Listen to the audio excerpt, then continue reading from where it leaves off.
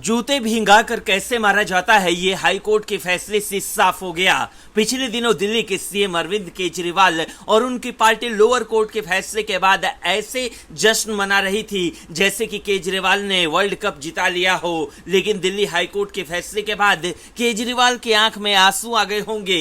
दिल्ली शराब घोटाला केस में मुख्यमंत्री अरविंद केजरीवाल को बड़ा झटका लगा। दिल्ली हाईकोर्ट ने केजरीवाल की जमानत पर रोक लगा दी। ईडी की याचिका पर फैसला सुनाते हुए हाईकोर्ट ने कहा कि अरविंद केजरीवाल की जमानत पर लगी रोक अभी जारी रहेगी। दिल्ली हाईकोर्ट में जस्टिस सुधीर कुमार जैन की एकल बेंच ने यह फैसला सुनाया। इसका मतलब है कि अरविंद केजरीवाल अभी तिहाड़ जेल से बाहर नहीं आएंगे। ईडी की याचिका पर फैसला सुनाते हुए दिल्ली हाईकोर्ट ने कहा कि ईएसजी राजू ने मुद्दा उठाया कि निचली अदालत ने अपने आदेश में कहा था कि इतने दस्तावेज पढ़ना संभव नहीं था। हमारा मानना है कि इस तरह की टिप्पणी पूरी तरह से अनुचित थी और ये दर्शाती है कि ट्रायल कोर्ट ने रिकॉर्ड पर अपना ध्यान नहीं लगाया। हाईकोर्ट का विचार है कि ट्रायल कोर्ट ने अपना विवेक नहीं लगाया और सामग्री पर विचार नहीं किया।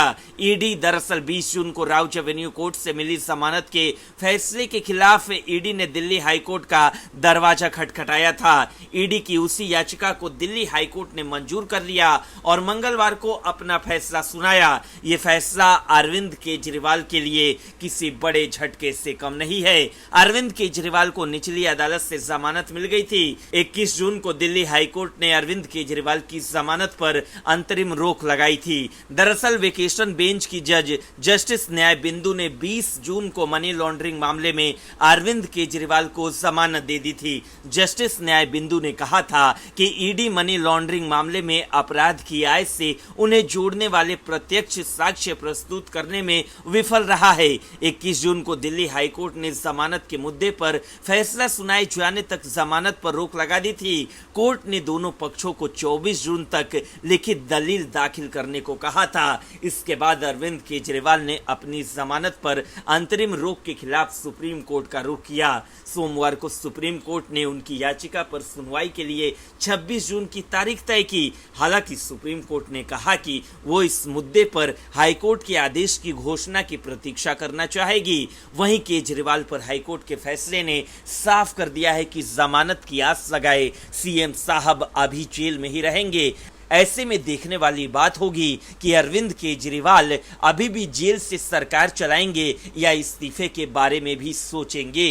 ब्यूरो रिपोर्ट, न्यूज़ चौक। दिल्ली के मुख्यमंत्री अरविंद केजरीवाल जेल में हैं। ऐसे में सवाल ये उठ रहा है कि सीएम अरविंद केजरीवाल इस्तीफा कब देंगे? क्या ऐसे ही जेल से सरकार चलती रहेगी? क्योंकि सीएम साहब को अब जेल में ही रहना होगा। ये खबर सामने आने के बाद से ही आम आदमी पार्टी के भीतर खलबली मची हुई है। अब आम आदमी पार्टी के नेता कोर्ट के फैसले पर ही सवाल उठा रहे हैं। उनको कानून व्यवस्था पर ही भरोसा नहीं रहा। दिल्ली हाई कोर्ट ने निचली अदालत के फैसले को पलटते हुए दिल्ली के मुख्यमंत्री और आम आदमी पार्टी के राष्ट्रीय संयोजक अरविंद केजरीवाल की जमानत पर रोक लगा दी। हाईकोर्ट ने केजरीवाल को जमानत देने वाले ट्रायल कोर्ट के फैसले को गलत बताते हुए इसमें कई खामियां बता दी। अब हाईकोर्ट के खिलाफ इस फैसले पर आम आदमी पार्टी की प्रतिक्रिया आई है। दिल्ली सरकार में मंत्री और आप नेता सौरभ भारद्वाज ने इस पर अपनी प्रतिक्रिया देते हुए जमानत पर रोक लगाने वाले हाईकोर्ट के जज पर ही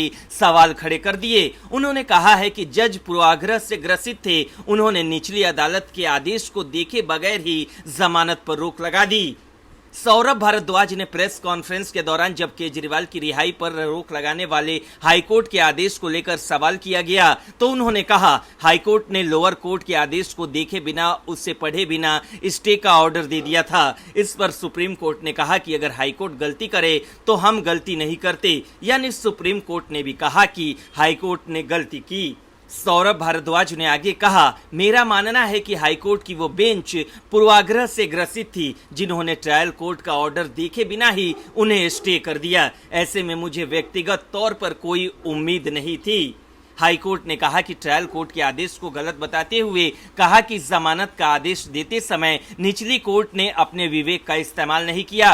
जस्टिस सुधीर कुमार जैन की पीठ ने कहा कि निचली अदालत की जज ने न तो ईडी को अपनी बात रखने का पर्याप्त मौका दिया और न ही ईडी द्वारा पेश किए गए दस्तावेज देखे। इसके विपरीत उन्होंने उन दस्तावेजों को भी भारी भरकम बता दिया। बता दें कि यह पहली बार हुआ है जब किसी राजनीतिक दल के नेता ने हाईकोर्ट और कोर्ट के फैसले पर ही सवाल उठाया है।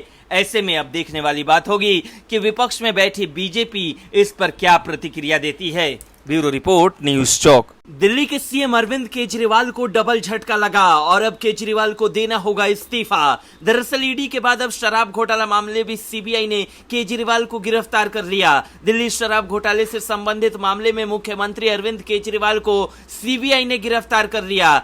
शराब घोटाला केस में केंद्रीय जांच एजेंसी ने तिहाड़ जेल में उनसे पूछताछ की। एजेंसी ने सोमवार को भी पूछताछ की थी और जानकारी के मुताबिक मंगलवार को भी एजेंसी की टीम ने तिहाड़ का दौरा किया था। पूछताछ के बाद उनकी गिरफ्तारी की प्रक्रिया शुरू की गई। इससे पहले खबर आई कि सीएम केजरीवाल को सीबीआई ने तिहाड़ जेल से अरेस्ट कर लिया है। चूंकि अरविंद केजरीवाल पहले से ही ईडी के मामले में न्यायिक हिरासत में हैं, केजरीवाल को बुधवार को सुबह 10 बजे उन्हें अदालत में पेश किया जाएगा तो सीबीआई उन्हें आधिकारिक रूप से गिरफ्तार कर लेगी और उन्हें हिरासत में लेगी। बुधवार को सीबीआई द्वारा कोर्ट में सीएम केजरीवाल की औपचारिक गिरफ्तारी कर सकती है।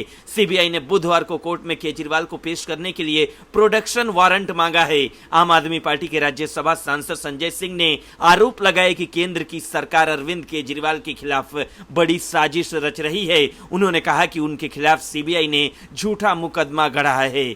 आप सांसद संजय सिंह ने कहा, अरविंद केजरीवाल को सुप्रीम कोर्ट से जमानत मिलने की पूरी संभावना है। इससे पहले केंद्र की बीजेपी सरकार ने सीबीआई के साथ मिलकर केजरीवाल जी के खिलाफ झूठा मुकदमा तैयार करके उन्हें गिरफ्तार करने की साजिश रची है।